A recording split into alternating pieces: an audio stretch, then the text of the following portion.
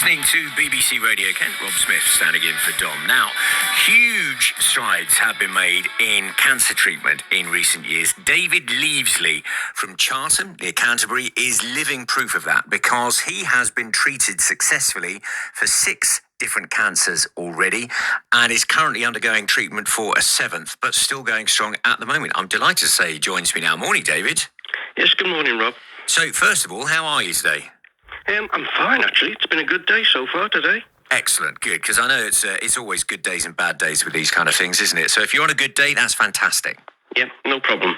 Excellent. So, well, let's go back to the beginning a bit. We'll put it in context in a moment because we're having a chat with you off the back of the fact that Cancer Research are running a campaign called Turning Point, and they said it's a £1 billion funding gap for research.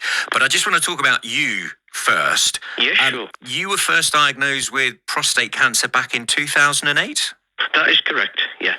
And, I mean, well, let's go back to how that affected you at the time. I mean, getting that first diagnosis must have been a real shocker. The first diagnosis is always the biggest shock. It sounds as if I'm saying, most people have more than one diagnosis. Hopefully, if you're lucky, you only get the one diagnosis and that gets cured, hopefully. It was a shock. And you have to say, at that time, you think to yourself, it's cancer. I'm not sure whether I'm going to get through this or not. That's the basis of it. You also think to yourself, the only treatment they're going to give me is going to operate on the actual prostate itself and then chemotherapy after which everybody says is really bad and nasty and so on and so forth. So I wasn't looking forward to it. And how did it go? It all went well. Well, I say it all went well. It was good in terms of getting the prostate out. The problem was some of the little cells got left behind, and that meant that I had to have radiotherapy and hormone therapy as well to try and get rid of the residual cells, basically. Okay. And so, as I said, you've been treated for you're on your 7th different set of treatment for different cancers. Yes, Is that all related to that first initial prostate cancer? No, it's not, I'm afraid. No. I've had what's called 2 primary cancers, one in the prostate, one in the colon. And the one in the colon is the one that's caused a lot of problems, to be honest, in that it's spread to different areas, which is unfortunate. It's a weakness that I've got apparently in my body. I've got some sort of weakness in terms of one of my genes is wrong. It doesn't work properly, and therefore it allows cancer to get in that much easier.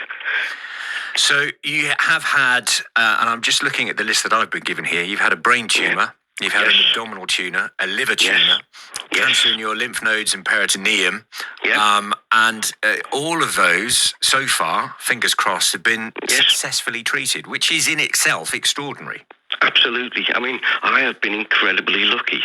I think I have to say I have to blow the trumpet for cancer research because at the end of the day, a lot of the treatment I've received has been as a result of the research that's been done through that particular charity.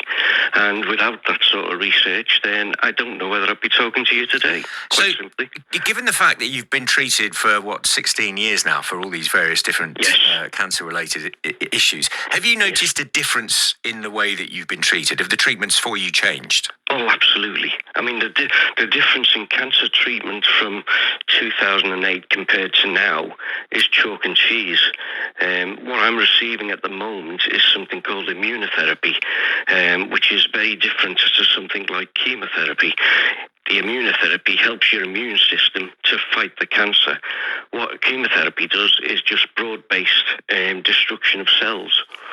So it's much kinder on the person, and it's hopefully much more successful as well. I believe, Rob, in all honesty, that 5 to 10 years' time, you could be looking at immunotherapy being used as a standard as opposed to chemotherapy. So with the immunotherapy, this is where this is like personal, tailored, gene-related. Absolutely right. It's a personal thing to you. So basically, they determine where the weaknesses are in your body. They determine what type of cancer it is, and then they determine how they're going to treat that specifically within that area. So it's not your whole body necessarily that's getting affected by chemotherapy. It's just that area that the immunotherapy is saying to your immune system, go attack that particular area. So, I mean, the fact that it's changed so much, obviously Cancer Research, we've mentioned them a couple of times. They've got this campaign that they're running at the moment. And I know you're fully behind it, aren't you? But they say that there's something like £1 billion gap in funding that they're wanting to make up. Yes, that's right. And obviously we're in a general election campaign at the moment, so let's not be party political about anything. But whatever happens after the election, this is an issue which all the parties have got to properly think about. Absolutely. I mean, the thing about it is that I look with despair and see things such as waiting lists and delays in treatment and so on and so forth. And to be honest, whichever party gets in has to look at this very, very carefully.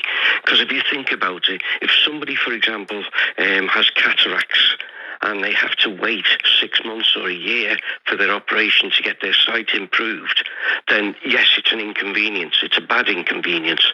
But if you're a cancer sufferer and you go from being stage 1 or 2, and then 6 months to a year's time, they turn around to you and say, you're now 3 or 4 and we can't do anything for you, that's one hell of a difference. Yeah, absolutely. And I think the stats are that over the next 5 years, more than 300,000 people in the southeast are going to be diagnosed with some form of a cancer. And your daughter's been diagnosed. Yes, she's had 4 cancers and 3 brain tumours as well. Crikey. Yes. So how's she doing? She's doing fine. Everything is stable at the moment, so we're both sort of just plodding along the road and we just keep going. Well, keep plodding for as long as you absolutely can. David, I mean, it's been a pleasure talking to you. And as a final thought, because there will be people listening to this who have loved ones who might be going through similar things, what would you say to people, particularly with that kind of the first cancer one, the first diagnosis, as you said, that's the one that's most shocking. What's your... you're kind of a veteran of doing this now. What's your advice to people? My advice would be retain hope is the main thing. You've got to have hope and you've got to have belief in the massive team that's there to help you. You've got your doctors, you've got your GPs, you've got your consultants, you've got your specialists. You've also got your partner or members of the family who are also going to be supporting and caring for you. With all that in mind, then you've got to retain the hope in the belief that they're going to get things better for you. Well, you're a remarkable chap, David. It's been a pleasure having a chat with you. Good luck with your treatments in the future, and hopefully we'll have a chat with you again in a few years' time. All right, thank you ever so much, Rob. Brilliant. Okay. Bye.